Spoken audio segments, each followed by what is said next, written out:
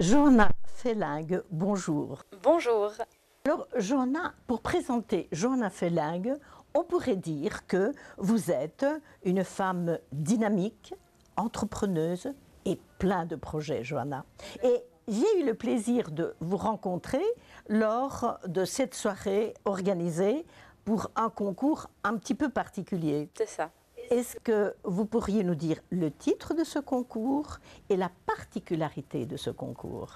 Oui, bien sûr. En fait, le concours Miss and Mr Natural Beauty Belgium a été mis en place pour donner la possibilité à toute personne, selon l'ethnie, selon la morphologie, selon le milieu social, peu importe en fait, de pouvoir participer à un concours de beauté, de casser les codes des concours de beauté traditionnels et conventionnels. C'est-à-dire qu'ici, on ne va pas se concentrer sur des critères habituels, donc avec des critères de taille, de morphologie, mais on va se concentrer sur la personne, sur la beauté de la personne, autant de l'extérieur que de l'intérieur.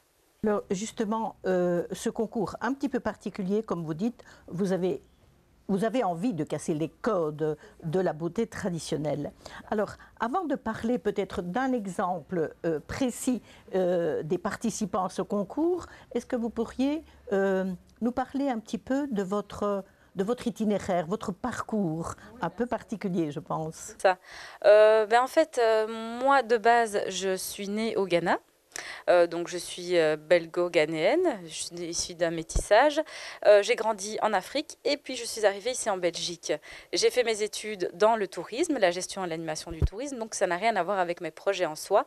Mais j'ai voulu en fait, de par le fait que ma mère aime beaucoup la mode et est couturière, créer en fait un défilé de mode qui s'appelle Liège Fashion Week pour mettre la mode en avant. Et amener le côté inclusif justement dans mes projets. Vu que mon ASBL défend toute morphologie et l'inclusivité, j'ai créé ce concours de beauté pour justement casser les codes. Pourquoi? Parce que moi-même, j'ai participé pendant une dizaine d'années à des concours de beauté que tout le monde connaît, dont le concours national. Malheureusement, j'ai eu des critiques qui n'ont pas été très positives et à mon sens qui ont été contre-propos, on va dire, par rapport à certains critères qui pour moi n'étaient pas nécessaires. Ça pouvait être soit la couleur de peau ou la morphologie. Et donc, je me suis dit, ben non, voilà. Après avoir gagné, quand même, remporté 2 concours qui étaient Reine des Genêts, j'ai été deuxième dauphine Miss Télévie et j'ai été Miss Ghana Belgium 2017. Pardon. Donc après avoir remporté ce concours, ben, je me suis dit, pourquoi pas, moi-même, mettre un concours en place, mais justement pour donner la possibilité à plein de femmes qui rêveraient en fait de pouvoir se mettre en avant, gagner de la confiance en elles, voilà, et découvrir une nouvelle expérience, hein, parce que pour certaines, c'est aussi un moyen en fait de passer un beau moment et de rencontrer d'autres personnes en fait. Donc je me suis dit voilà, après tout ça, je pense que c'est important en fait de donner la possibilité à tout le monde, à chacun, à chacune, de se mettre en avant et de montrer qu'en fait il y a du bon et il y a de la beauté en chacun. C'est super ce que vous dites là, Johanna.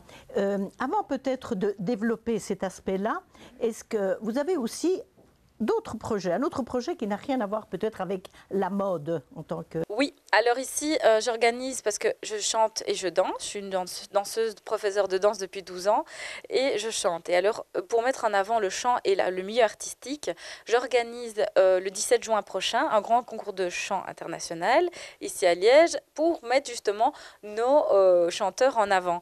Et ici, on a des chanteurs autant amateurs, autodidactes que professionnels qui seront mêlés pour pouvoir justement faire de nouvelles découvertes parce que je pense qu'il y a beaucoup de talents à Liège et en Belgique qui sont méconnus et pas assez mis en avant et pour pouvoir justement avoir un concours, j'ai envie de dire, de plus petite taille. Pourquoi? Parce qu'il n'est pas encore bien entendu connu, mais dans le but justement de le faire connaître et d'être un petit peu aussi dans l'esprit d'inclusivité. Même si ça reste un milieu artistique un peu différent de la mode, je pense que c'est important toujours de mettre cet aspect-là en avant. Donc le chant, la danse, la beauté, c'est quand même pas mal de domaines. Et il y a encore un autre domaine que vous oubliez, le cinéma aussi, je pense, vous allez aborder. Exactement, le cinéma. Alors, j'ai été reprise comme déléguée du film du Festival international du film d'espoir à Liège, qui va avoir lieu du 21 au 23 septembre prochain, ici au cinéma Le Parc des Grignoux. Donc, c'est un projet qui va mettre en avant le message d'espoir et qui met en avant surtout cette année le message donc du racisme. Donc, c'est le thème qui a été choisi cette année et je pense que c'est important justement parce que c'est encore un projet qui me touche parce que même si je ne suis pas dans ce milieu-là de base, on défend encore des messages qui sont assez beaux et qui vont permettre un échange international donc entre les différents pays qui participent, donc que ce soit Abidjan, les États-Unis, en passant par la Belgique ici, la France. Je vous invite vraiment à suivre le festival parce que ça va être vraiment quelque chose de chouette et la première édition à Liège en plus. Donc, Alors Johanna, une des caractéristiques de ce concours, c'est justement la différence. Accepter, assumer et s'épanouir dans sa différence. Exactement. Alors, une des gagnantes de ce concours, c'est Nora. Bonjour Nora. Vous pouvez passer le micro. Alors, Nora, vous parlez de votre différence avec beaucoup de sérénité, d'aisance et d'une façon épanouie.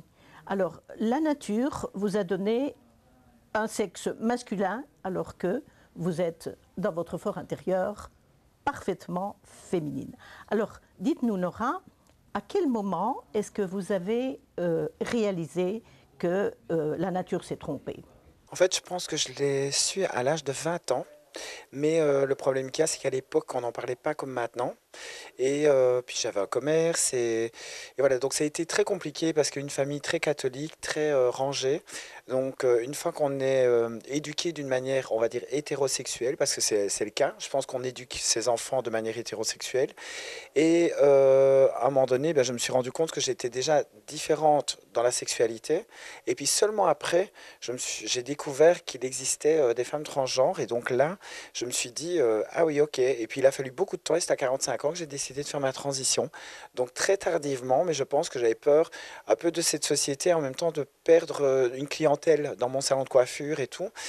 Et je pense que ça a fait que ça a retardé les choses. Et en même temps, j'aurais voulu l'avoir fait à 30 ans en fait. Je pense qu'à 30 ans, ça aurait été l'idéal. Je pense que j'aurais été mûrassé que pour accepter cette transition. Et là, maintenant, à 45, fatalement, j'étais tout à fait prête de faire ma transition. Première partie de votre vie, Nora, est-ce que le fait de simplement vous présenter extérieurement en tant que femme ne vous suffisait pas?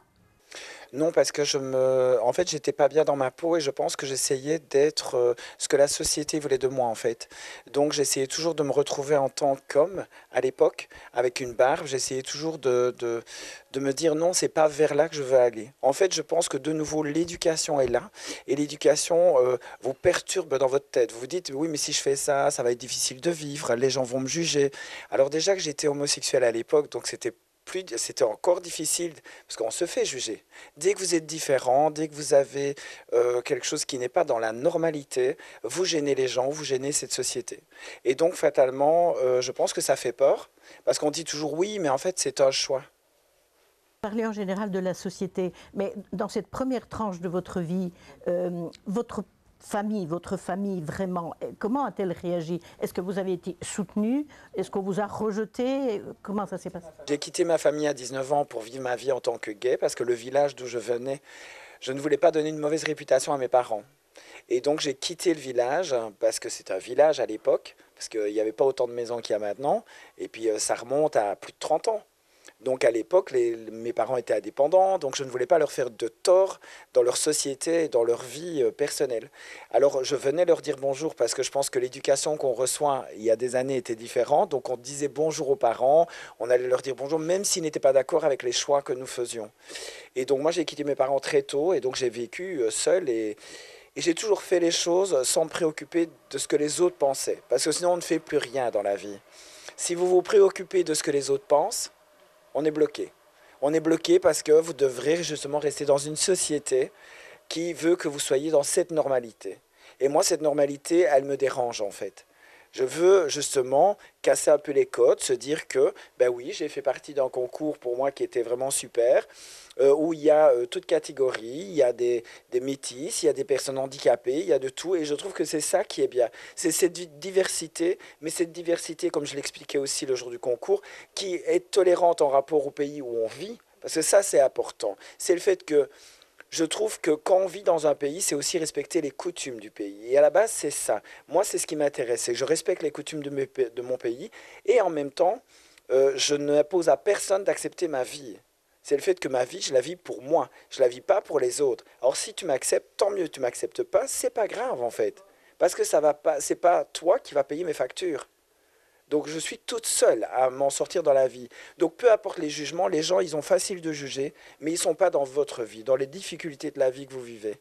Si tu devais donner un conseil, justement, comme tu viens de le faire, à quelqu'un qui voudrait franchir le pas, tu mettrais l'accent sur les difficultés. Quelles sont les difficultés les plus dures à surmonter? Ce sont les difficultés physiques, morales, mentales, ou c'est équivalent? Qu'est-ce que tu dirais? Je pense que quand on fait une transition, il faut être clair dans sa tête avant. Il ne faut pas avancer dans une transition en ayant des problèmes psychologiques qui n'ont rien à voir avec la transition. Si vous avez des problèmes avec vos parents, par exemple, des disputes et des choses, et que émotionnellement vous êtes atteint par ce qui se passe avec vos parents ou avec l'extérieur des gens, faites d'abord une thérapie qui va d'abord soigner ce problème et qui va d'abord gérer ce problème, car une transition, on doit s'y occuper à 100%.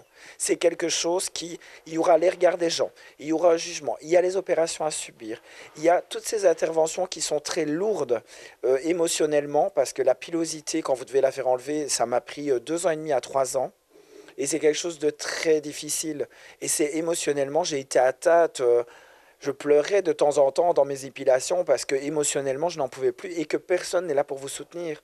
Tout le monde comprend, mais personne ne sait ce que vous vivez. Maintenant, on me dit, oui, mais c'est un choix que tu as fait. Oui et non. C'est mon désir personnel, c'est mon corps qui l'a désiré, c'est pas moi. Mon corps me disait, tu ne peux plus rester comme ça. Et j'ai fait ce choix. Eh bien voilà. Merci Johanna d'avoir permis justement, non seulement à Nora, mais à pas mal d'autres concurrents de se montrer tels qu'ils étaient, avec leurs différences, et oser en parler et être bien dans sa peau. C'est l'essentiel. Mais en tout cas, un grand merci à vous. Et moi, ça me fait un plaisir fou d'entendre Nora s'exprimer de cette manière-là. C'est vraiment la preuve qu'il faut mettre en avant les différences et que c'est un plaisir de vivre tous ensemble, en fait. Voilà. Merci aussi, c'est gentil. Merci pour l'invitation.